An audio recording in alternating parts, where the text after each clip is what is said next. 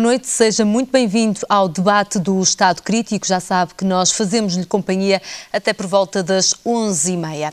Ao meu lado direito tenho Hilda Figueiredo, também Eduardo Vítor Rodrigues, aos dois obrigada pela presença neste debate. E do meu lado esquerdo, Afonso Oliveira e também Luís Miguel Nogueira, aos dois também obrigada pela presença no Estado Crítico. Esta semana o Governo tirou o projeto do TGV da gaveta, aliás, estava há cerca de um ano e meio arrumado pelo Executivo de Pedro Passos Coelho, mas retirou um projeto diferente daquele que foi apresentado pelo José Sócrates na altura. Este é um projeto para as mercadorias, para o transporte e para a ajuda na exportação. Afonso, o assunto já está neste momento sobre carris.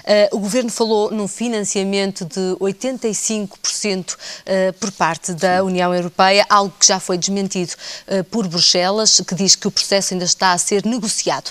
Se não for conseguida esta comparticipação de 85%, este é um projeto para não avançar. Boa noite a todos. É um prazer estar cá mais uma vez no programa. O Governo acabou de anunciar, já me está a perguntar se já é projeto para não avançar. Eu acho que é muito precipitada esta posição.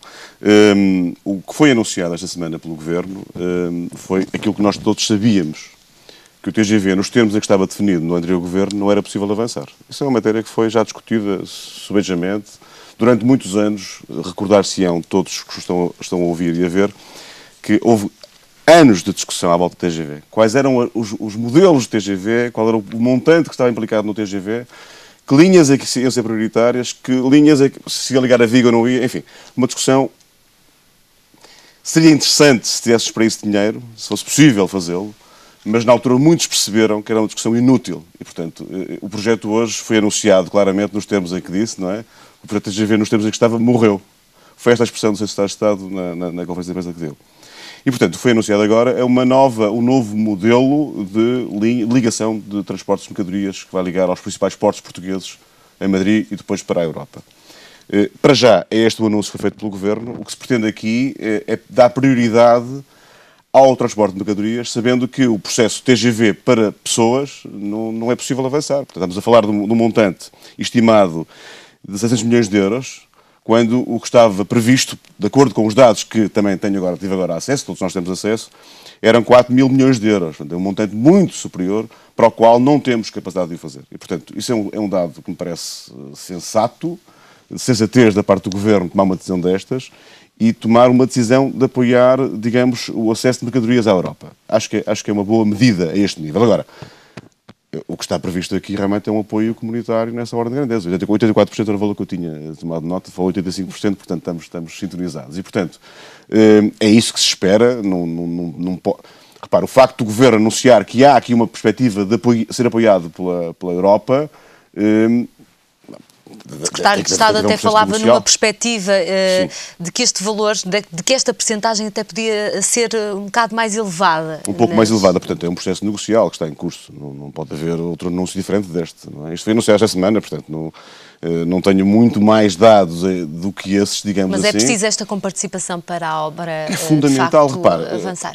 Essa é uma discussão que o país tem que ter permanentemente. Nós não temos forma de avançar com uma obra desta grandeza, desta natureza, com este volume de obra e de montantes, sem apoio comunitário. Não há forma. Quer dizer, nós não estamos sequer em condições hoje de fazer obras dos números que às vezes se fala. Não é possível. Portanto, Portugal não tem dinheiro, não tem forma. Todos os dias se discute aqui o endividamento crescente que Portugal está a ter ao longo dos anos. Ainda não chegamos sequer, os portugueses sabem disto, todos aqui sabemos disto, não chegamos ao ponto ainda de inversão deste momento. Ou seja, apesar do crescimento, ainda cresce o endividamento, apesar de todas as medidas. Os portugueses sabem isto. E também sabem que não é possível financiar este tipo de obra sem que haja financiamento. E, portanto, eu acho que nem sequer estava aprovado, as discussões foram enormes a este nível, todos nós assistimos a grandes discussões, grandes técnicos, grandes peritos, grandes estudos, mas ninguém a mim nunca ninguém me conseguiu explicar, não é de agora, é de antes, como é que aquilo era rentável, como é que o modelo era rentável. Agora, se todos nós achamos que era interessante termos ligação para a Europa por TGV, se isso não custasse dinheiro, nem no futuro não tivesse custos excessivos, repare, dou só mais um exemplo para terminar. É o mesmo com a questão das escutas, das estradas, tudo se construiu com um discurso até irresponsável, em muitos momentos, que era sem custos para os utilizadores. E a verdade é que não foi. E, portanto, nem para os utilizadores, nem para os contribuintes. E, portanto, o discurso tem que ser muito moderado, muito sensato. E os projetos fazem sentido se, do ponto de vista funcional e para as pessoas e para o país, fizerem sentido, e se houver financiamento para isso. É isso que se pretende, e foi esse o objetivo do Governo ao anunciar esta nova, o novo ele tem agora um outro nome, não é? LTM, não é? Linha de Transportes para Mercadorias, foi esta a nota que TGV cai e surge o LTM, não é? Hilda, esta linha em bitola europeia e com ligação à Espanha e de Espanha para o resto da Europa pode ajudar as exportações, pode ajudar a diminuir o preço das nossas exportações? Bom, tudo isto ainda é um domínio, digamos, muito volúvel. Ainda nada está muito claro, os estudos não estão divulgados e, portanto, é difícil de entender ainda o que é que vai acontecer. Mas é verdade que o Porto de Sines precisa de uma ligação ferroviária para a Europa, via Espanha. E isso há muito que estava decidido. E é lamentável que não tenha avançado como devia ter avançado há muito tempo.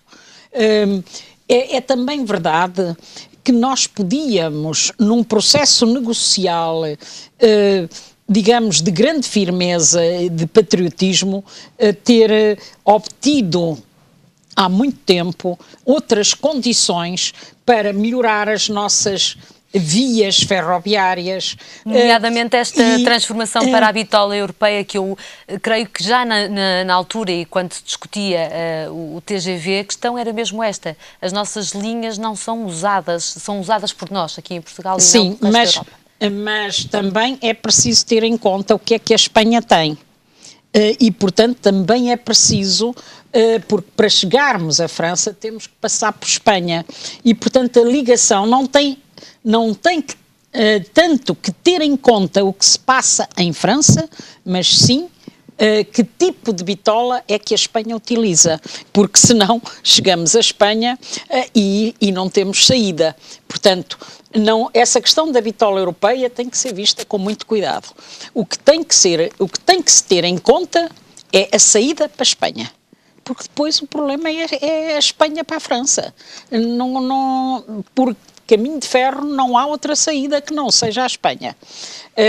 E esse é um problema complicado, que, segundo parece, mas enfim, eu ainda não vi nenhum estudo sobre o assunto, o Governo estará a estudar uma solução mista, que até nem é vulgar, ou que até será a primeira solução, se for implementada, o primeiro caso em que se utiliza essa solução mista. Eu tenho as maiores dúvidas sobre isso, porque o que nos interessa não é a França, é a Espanha. É preciso ter isso em conta. Mas eu sei do que estou a falar quando lhe digo que os sucessivos governos não souberam utilizar um processo negocial para obter fundos comunitários com baixas, com participações nacionais, para uma reestruturação séria da nossa via. Porque eu tive a ocasião, por diversas vezes, de colocar isso à Comissão, quando era deputada europeia. E tenho várias respostas que provam o que estou a dizer. Desde Porto Vigo, em que eles disseram que foi Portugal quem não contemplou como prioritário... Nos quadros de referência, por exemplo? Quem não colocou como prioritário, não é só nos quadros de referência, porque havia um programa excepcional para as vias ferroviárias na Europa, transportes, e porque isto podia entrar por duas razões. A primeira, porque nós estamos numa situação de combate à poluição e o transporte ferroviário é menos poluente do que o transporte por caminhões. Todos percebem isso, ou até por avião. Logo, como temos necessidade, ou tínhamos necessidade de baixar os níveis de CO2, isto entrava com esse benefício, se tivesse sido utilizado, mas também porque se estava a apostar numa rede transeuropeia de ferrovia, e isso tinha apoios excepcionais, e o governo português, ou os sucessivos governos, não foi só um, eu apanhei durante quase 13 anos que estive no Parlamento Europeu, sucessivos governos, por diversas vezes levantei isso e por diversas vezes foi dada essa resposta. Por exemplo, a linha do Oeste, que foi outra que não entrou, porque o governo português da época não considerou que era prioritário a sua reabilitação e podia o ter feito com custos baixíssimos, como esta de Porto Vigo, podia ter avançado com uma linha, eu vou dizer, de velocidade alta, que não é um TGV, é metade da sua velocidade, à volta dos 200 km/h, e portanto muito mais barata e com melhores condições, como podia ter feito para outras vias aqui no Norte. Por exemplo, a linha do Douro ainda está por acabar. Ainda há dias esse debate se fez na Assembleia da República, por acabar em termos de eletrificação e em termos de melhoria. Bom, e deixaram-se fechar outras, como a de Tâmega, do Sabor, etc. Mas, no entanto, constroem-se mais estradas e mais autoestradas. Porquê é que há este incentivo do automóvel, dos caminhões? Foi uma política completamente errada, do meu ponto de vista, de sucessivos governos, foi uma política completamente errada, de dar prioridade a autoestradas enfim, ao automóvel, em prejuízo da ferrovia, do comboio, da melhoria do que tínhamos e não do seu encerramento, e da aposta até noutros. E nesse quadro podia ter feito todo o sentido ter avançado com uma linha de alta velocidade, não só para Vigo, como para a Espanha via idêntica, numa linha idêntica àquela que agora o Governo diz que vai fazer para o transporte de mercadorias. Bom, mas é um diz-se, porque tudo isto está atrasado em termos de negociação, se perdeu demasiado tempo com toda esta discussão em Portugal e com o argumento de que não havia dinheiro, quando se podia ter negociado desde há muito, desde pelo menos há 3 anos, quase 80% ou cerca de 80% de comparticipação comunitária. E, portanto, a comparticipação portuguesa era mínima e tínhamos dado um contributo importantíssimo para o desenvolvimento económico, porque se tinha um investimento público com empresas nacionais. Claro, também tudo dependia do modelo que se fizesse, mas eu defendo e defendia um modelo público. E, portanto, isto podia ter dado um incremento ao desenvolvimento em Portugal. Não, ficou-se nisto tudo e continua-se nisto, e é evidente que uma linha destas é necessária, como são necessárias as outras que eu referi, e continuamos parados. E quando se diz não há dinheiro, voltamos à velha guerra. Pois, mas enquanto o Afonso estava a falar, eu estava aqui a escrever, e o BPN, e o BCP, e o BANIF, e nisso já estão muito mais do que os 4 mil milhões de euros que disse que custava o processo. Não vamos falar todas nisso, porque sim, mas é verdade. Senão regressamos ao mesmo. Mas é o BPN verdade. é um caso de prejuízo público, o resto é financiamento. Não, de prejuízo privado que nós todos tivemos que pagar. O mais possível de acordo. Deixe-me avançar. Eduardo, primeiro, porque é que não se investiu na ferrovia? E segundo, seria mesmo possível arranjar uma comparticipação em valores que se falaram esta semana, em 85% ou mais? Boa noite, antes do mais. Eu quero dizer que estou em desacordo com algumas das questões que foram colocadas, nomeadamente pelo Afonso, embora, tanto quanto isto possa parecer contraditório, mas eu vou tentar explicar que não é, eu estou de acordo com a ligação. O problema é que o país começa lá em cima em Caminha e acaba no Algarve. E aquilo que nós estamos a assistir é a uma concentração de investimentos, além das outras concentrações todas que nós já assistimos, uma concentração de investimentos a sul. Eu estou muito preocupado com o Porto de Sines. Pode ser um cluster fundamental, comparam-no muito agora a Roterdão, uma comparação que muito difícil de objetivar, porque não tem nada a ver para já uma coisa com a outra, mas é de facto o nosso melhor porto de águas profundas, fora de questão. Mas eu estou muito preocupado com o Porto de Leixões. Eu estou muito preocupado com o terminal de cruzeiro de Leixões, que para este ano se prevê que perca dezenas de barcos que o ano passado cá estiveram, barcos de cruzeiros. Eu estou muito preocupado com o aeroporto, que há um mês atrás nós aqui dizíamos que podia ser altamente hipotecado com a privatização da ANA. Esta semana veio a saber-se, através dos administradores do Grupo Vinci, que a Ryanair vai ter base em Lisboa, e nós sabemos o que é que isso significa para o aeroporto do Porto.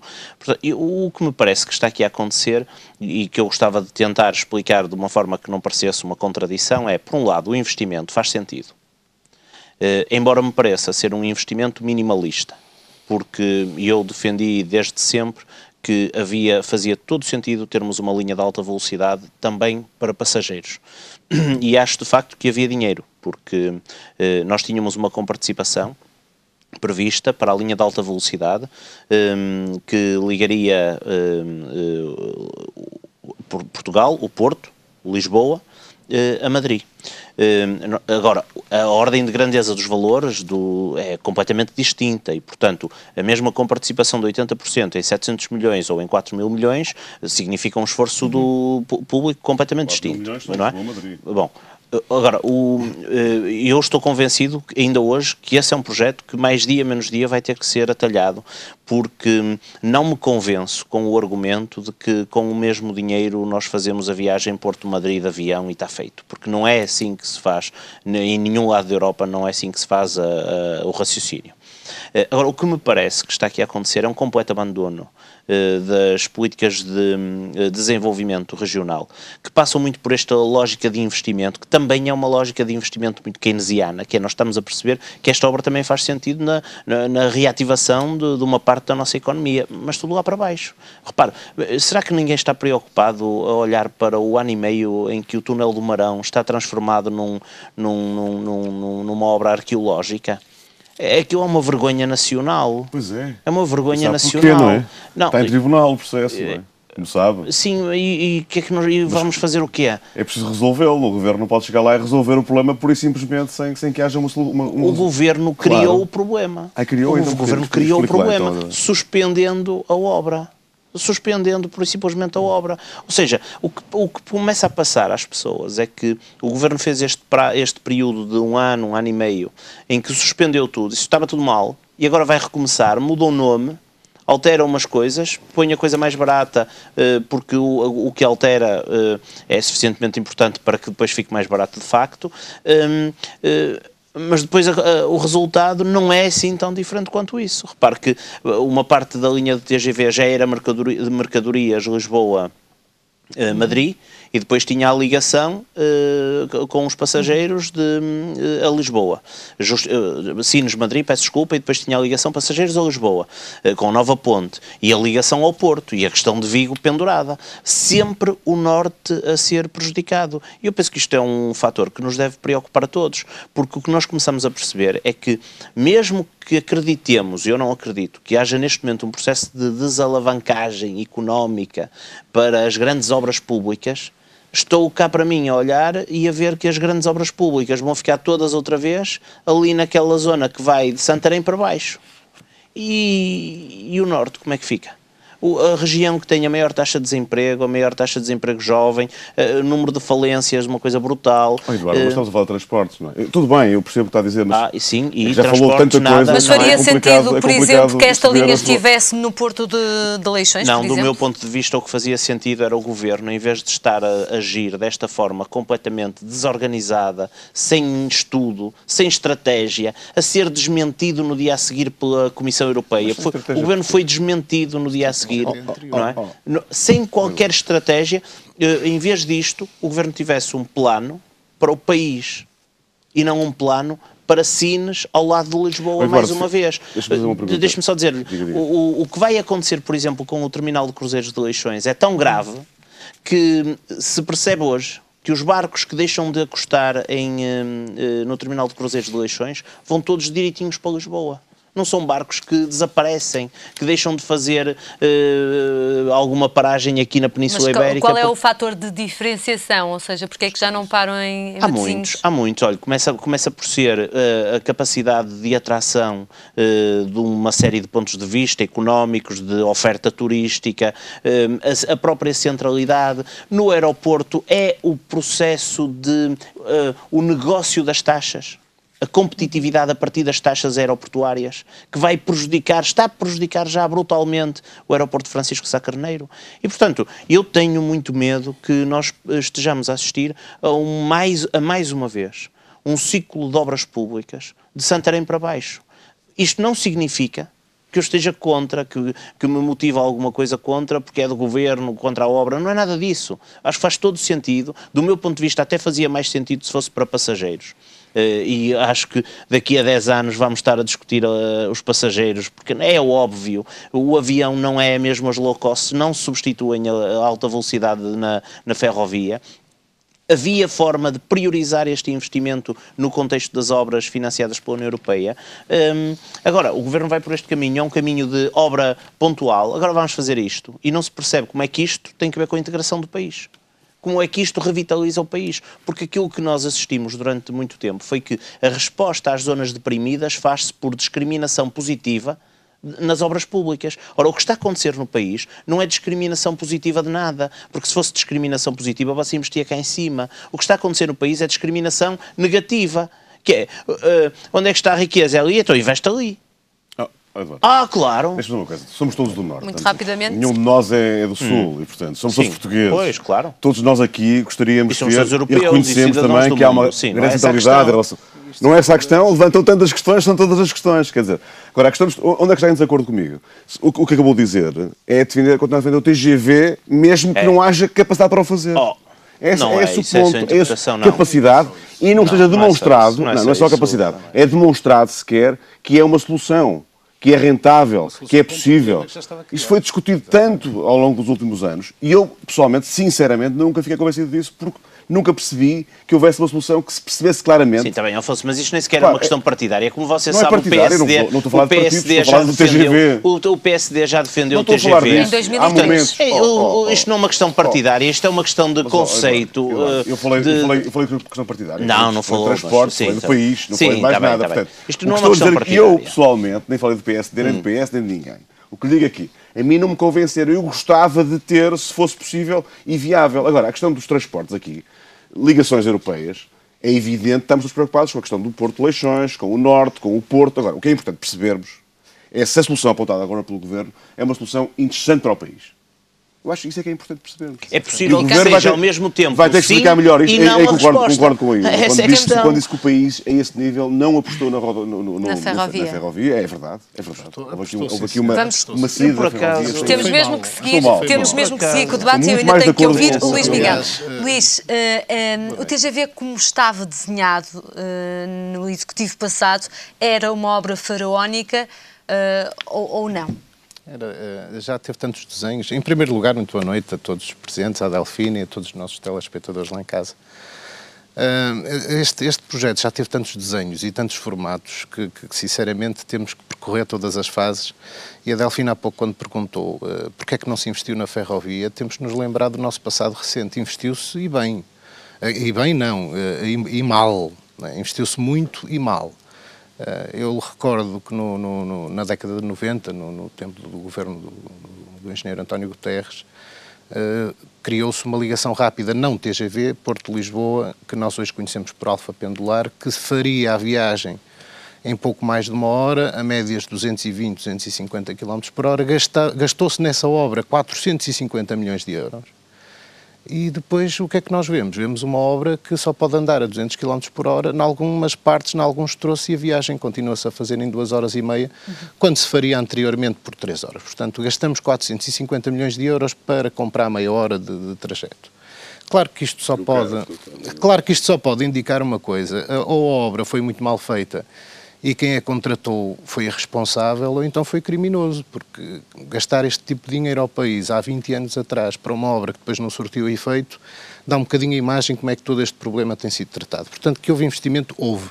ao mesmo tempo que se gastava dinheiro a rodos nisto, iam-se desativando linhas essenciais para o desenvolvimento do interior do país, como a doutora Hilda falou, e bem, como a linha do Tua, como a linha do Sabor, como a linha de Vila Real a Chaves, quer dizer, do Tâmega, e por aí fora, e por aí fora, e por aí fora. Como a linha que foi menosprezada e esquecida, a linha do Voga, a linha do Litoral Norte, quer dizer, houve aqui uma série de confusões.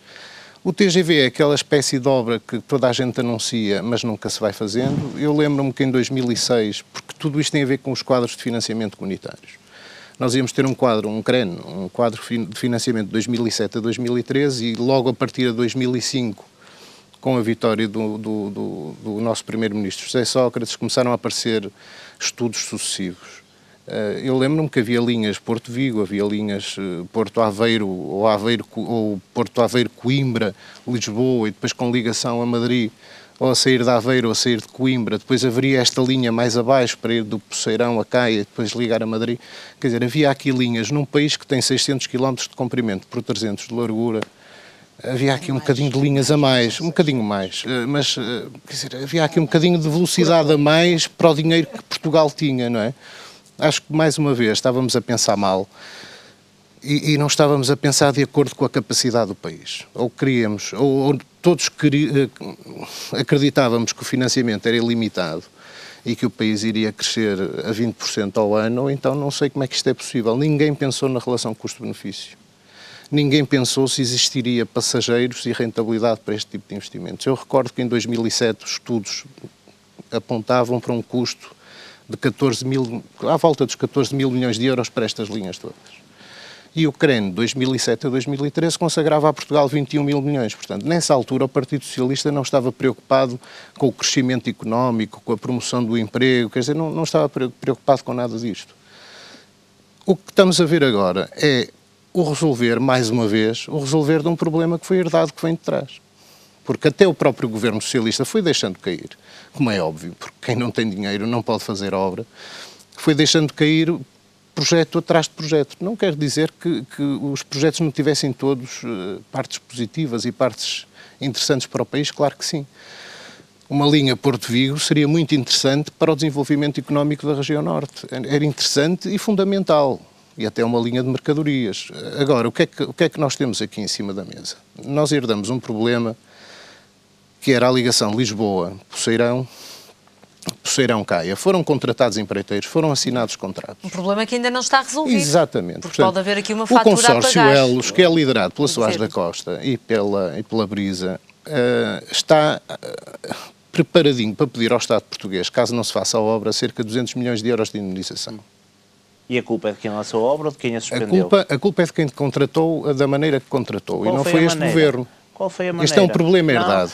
O que agora, pergunto é deixa-me continuar, senão eu depois perco-me aqui. E o que é que acontece? É que isto tem que ser explicado aos portugueses. Eu ouço todos os dias o PS e bem a falar que temos que promover medidas para o crescimento económico, porque só com crescimento económico é que se consegue resolver o problema da dívida. E não é só cortar as despesas, por continuarmos a cortar, logicamente, que o país vai definhando. Portanto, é preciso medidas que promovam o crescimento económico. Esta é uma medida que promove o crescimento económico. Claro. E que vai dinamizar toda a atividade portuária do Porto de Lisboa, do Porto de Sines e do Porto de Setúbal. Vai ligar os 3 portos ao Poceirão e depois do Poceirão a Madrid. Portanto, vai criar aqui uma oportunidade de escoamento de mercadoria muito mais barato e muito menos poluente do que a atual solução. Ao mesmo tempo, o Estado consegue reduzir este investimento de 4.276 milhões de euros, como estava previsto, só por causa da ligação e da ponte que se iria fazer em Lisboa, que nesta solução não há ponte nenhuma. Portanto, consegue reduzi-la de 4.276 para 700 milhões, resolvendo o problema económico, já que ficou provado que a ligação de passageiros não justificaria a construção de uma linha de passageiros porque não era minimamente rentável. Onde é que ficou provado? Ficou provado pelos estudos agora apresentados pelo Governo. Nenhum estudo, desculpa, Luís, não diga isso. Você não quer que eu interrompa para não desmentir as coisas que está a dizer, já percebi. O Governo, o Secretário de Estado... Não é verdade. Sérgio Monteiro estes estudos têm por base os passageiros portugueses ou aqueles que possivelmente poderiam aproveitar de linhas TGV para chegar até Portugal e visitar... A que custo, Delfina? A questão é essa. para rentabilizar uma linha de passageiros, iríamos cobrar quanto a uma pessoa para vir de Madrid a Lisboa de comboio? Ao mesmo tempo, quando tem charters, a trazê-los por 20 euros ou 50 euros. Essa não é uma alternativa. Essa discussão faz todo nenhum sentido. Não pode reduzir nada essa discussão. Desculpe, nenhum sentido. Nenhum sentido. Então, não é uma alternativa. Eu faço Porto Madrid. Se você olhar numa discussão tem que se fazer. Se você olhar numa perspectiva estratégica e de longo prazo, não faz nenhum sentido. Então, faz nenhum sentido. Nenhum sentido. Eu Eu acho, aliás, Porto curioso Madrid. que o Eu Luís faço esteja aí Porto todo Madrid. preocupado com os 4 mil milhões do TGV. Eu não vi o CDS preocupado com os 1.000 milhões dos submarinos e com os Pandur que andaram para aí inventar material de guerra. Olha, os submarinos é que proporcionaram o crescimento económico. Estamos em cima dos carris e não estamos Nem dentro só da água. transporte de passageiros. Vamos agora fazer o transporte de Para passageiros finalizar, submarino, que é capaz de ser mais O que é que nós temos que ver aqui? Esta medida é interessante para o país, é importante para o desenvolvimento económico do país. É porque é que são aqueles portos e não outros? Porque são aqueles portos que neste momento têm mais movimento económico no país. Eu acho que o PS também se devia lembrar dos problemas do Porto de Leixões, não é? Quando sobe as taxas de IVA, sucessivamente, umas atrás das outras, e não consegue mudar a legislação portuguesa para que o IVA não seja pago na alfândega, quando se desalfandegam as mercadorias, e se pagam na declaração periódica, como se faz em Espanha. Agora, não, o Governo Socialista não se preocupou com a competitividade dos portos. Eduardo, o Governo Socialista foi o maior criminoso na competitividade dos portos. Não usa essa terminologia. Não usa essa terminologia. É, porque quando nós estamos em competição, sem necessidade nenhuma. Está bem, mas eu sou radical. A questão toda aqui é a seguinte: nós temos os nossos portos a competir diretamente com a Espanha. Quando Espanha tem taxas normais de IVA de 16% e Portugal, devido a más governações, a obras sem fazer o estudo do custo-benefício, como estava a ser o TGV, que só não foi feito porque realmente Portugal já estava nas lonas. Por se ainda houvesse mais uma capacidadezinha de endividamento, eu acho que o governo do engenheiro José Sócrates, só para fazer a obra, só para dizer que a fez, não se importava de aumentar a dívida pública em mais 14 mil milhões de euros. Vocês aumentaram a dívida pública nos últimos 10 anos sem fazer nada. Isso não interessa para nada. Então, isso não interessa para nada. A questão aqui é assim, Delfina, é muito mais grave quando nós estamos a competir com a Espanha, ter Vigo com uma taxa normal de IVA de 16% e o Governo passar a nossa para 21%, em que cria aqui uma diferença de 5% de competitividade, quando que em Espanha, tanto faz descarregar em Vigo como descarregar em Portugal. Quando eu descarrego em Espanha, pago 16% quando entregar a declaração periódica de IVA, passado 1 mês e meio ou 2. Em Portugal, se eu quero desalfandegar as mercadorias, tenho que pagar o IVA à cabeça, senão não as desalfando. O que é que acontece? Todo o movimento de mercadorias do norte do país foi desviado de Leixões para Vigo, mas isso aí ninguém falou. Isso aí ninguém falou. Também eu gostaria de saber o que é que andavam a fazer os representantes portugueses em 1994, quando se assinou a 6ª diretiva. DIVA, por exemplo, quando se consagra aos portos de Amsterdão, de Antuérpia e de Roterdão, benefícios fiscais de desalfandegamento de mercadoria fora da comunidade, em que lhes atribuem uma taxa que dará à volta dos 13%, para que a mercadoria, por exemplo, que vem da China, paga lá 13% e depois entra na comunidade como se fosse europeia. Se entrar via Portugal, com as taxas de IVA que nós temos neste momento, paga 23%. Veja bem a diferença. Isto é que deveria ser o foco. Deixe-me perguntar à Hilda porque é que isso acontece. Da discussão porque é que há esta da competitividade dos portos. entre os portos de países porque é que há essa europeus? diferença do IVA? Porque na União Europeia não há harmonia fiscal. Primeira coisa, há estabelecimento de regras gerais para a atribuição, para a tributação no IVA e para algumas listas, mas há uma variação de taxas, há um limite mínimo e um limite máximo. Portugal optou pelo limite máximo e outros optaram pelo limite mínimo.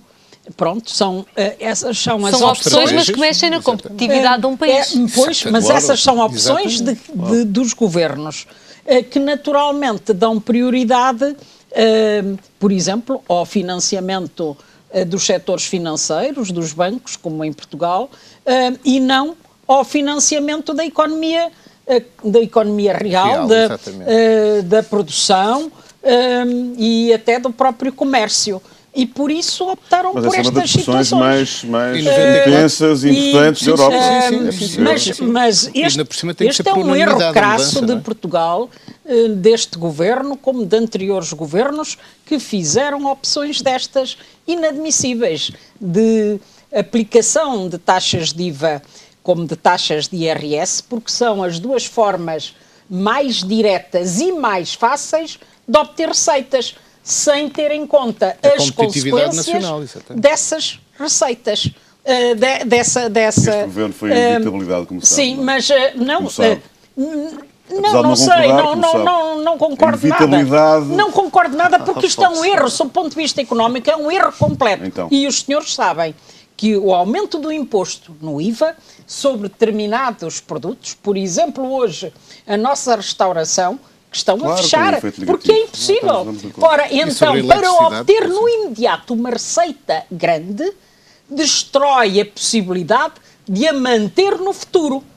E isso é claro. Sim, há um limite para os impostos. Podemos falar sobre isso teoricamente. Qualquer pessoa entende isso, menos o governo português. Não, do ponto de vista teórico, que não entende.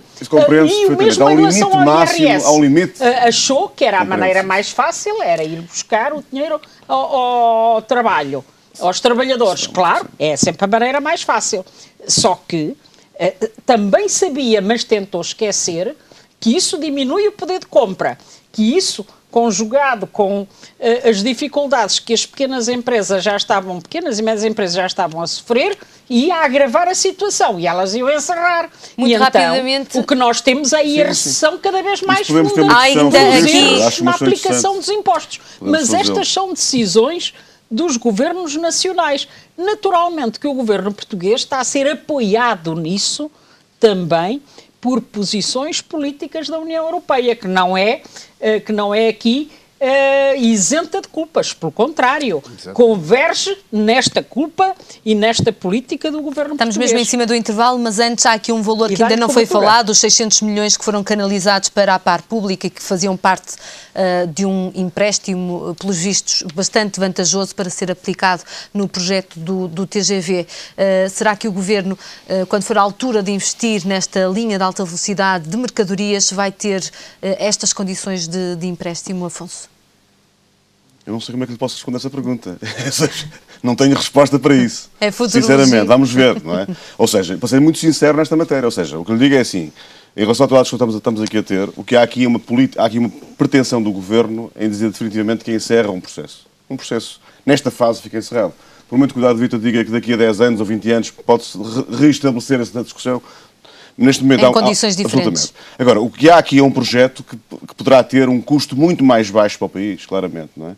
E esse tem em cima da mesa. Agora, neste momento não tenho, como há um bocado foi aqui referenciado, e eu, por exemplo, não tive acesso a nenhum dos estudos. Agora, o Governo, evidentemente, que tem estudos e trabalha sobre a matéria, senão não avançava com esta indicação que veio agora fazer ao país. E, portanto, que é mais barata. É mais barata, isso implica 175 milhões de euros no orçamento do país, o que está previsto nesta primeira abordagem.